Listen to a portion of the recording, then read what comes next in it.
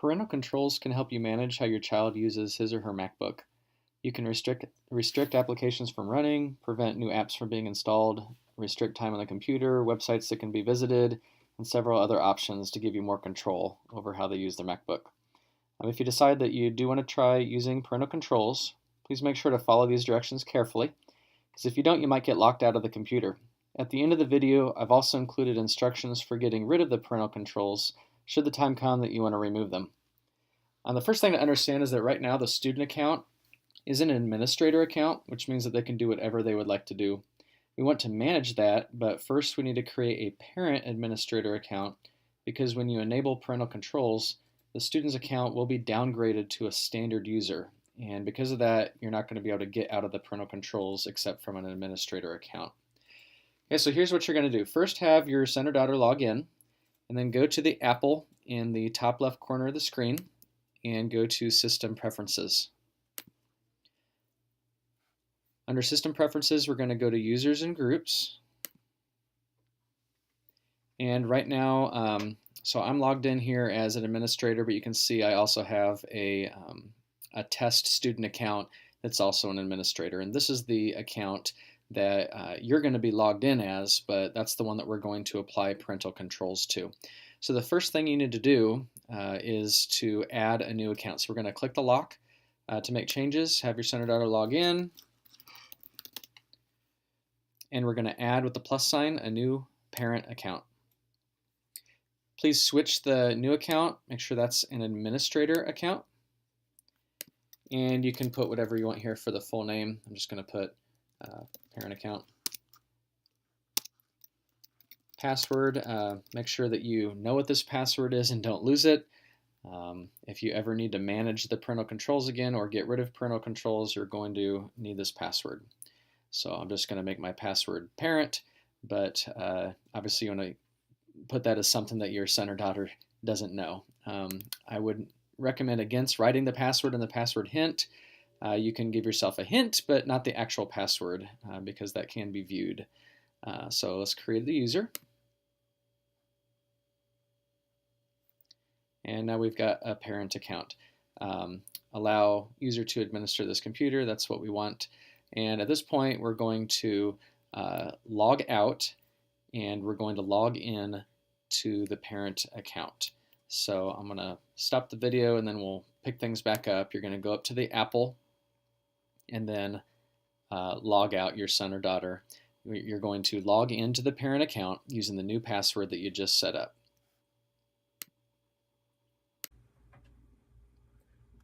Okay, so I'm just going to log out.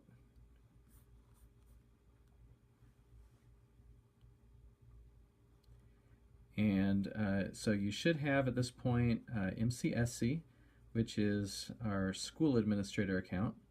You won't see obviously this one here, but you should see a parent account and a student account. So you want to log into the parent account. And since you're logging in here for the first time, it's going to take a little bit longer than normal.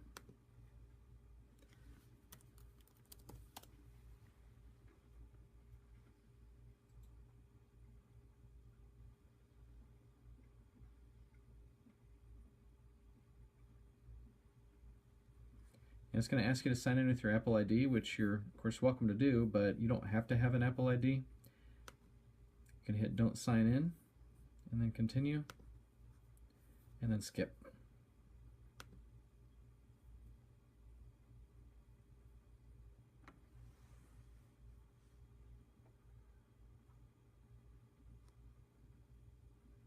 Okay, now we're in the parent account. And double check to make sure that you are in that account. I'm going to go over to System Preferences. Now we're actually going to set up the parental controls. All right, and now that System Preferences is open, we're going to go to Users and Groups again. And we're going to click the lock to make changes. Type in your parent password.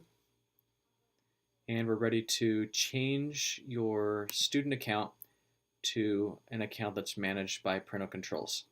So we're going to enable parental controls, and you'll notice that it says that we're going to this account cannot be used to administer the computer any longer. This is why we had to create a separate account. So we're going to hit enable and then open parental controls. Again, we'll need to authenticate in. All right, so now we're ready to actually set the controls for your son or daughter.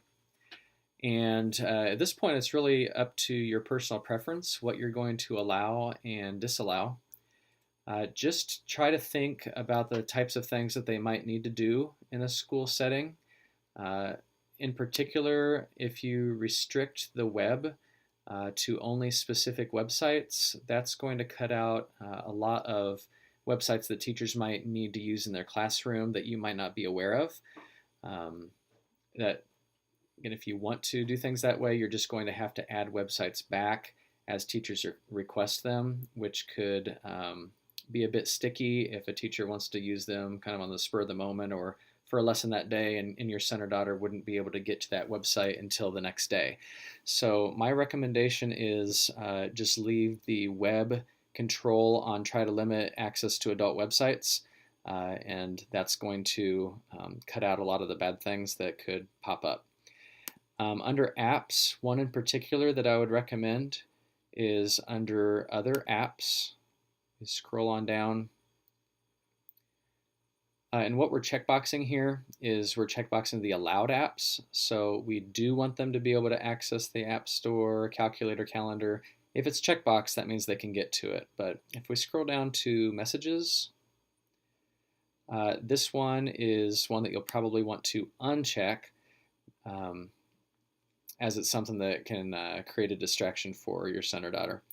So again, purely your opinion, what gets left checked or unchecked. But if it is checked, that means that they are allowed. So you're going to uncheck the things that you don't want them in. If you want to restrict the iTunes store, different options related to music, movies, TV shows, there's some options under stores.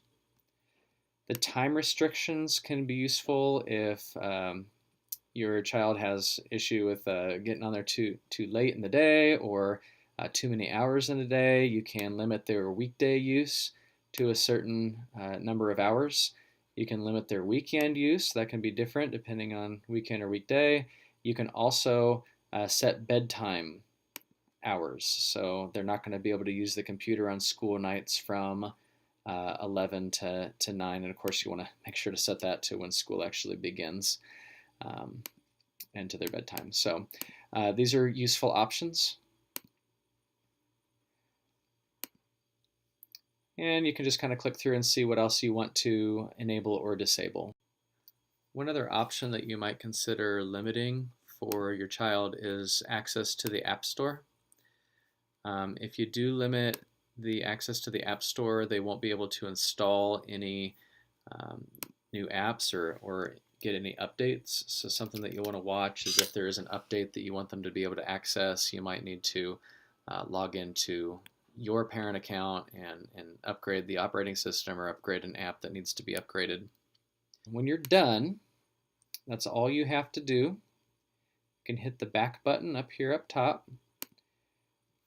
You'll notice that this is still checkbox. You can uncheck that if you want to, but that will automatically be unchecked when you restart the computer. So either way, now that you've enabled parental controls, they are going to be switched off of an administrator account to a standard account, to a managed account.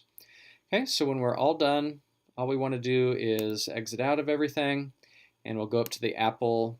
We're going to log out the parent account, and then your son or daughter can log into their managed student account. If something doesn't work as you anticipate, then you can log back in to your parent account and re-enable anything that needs to be enabled.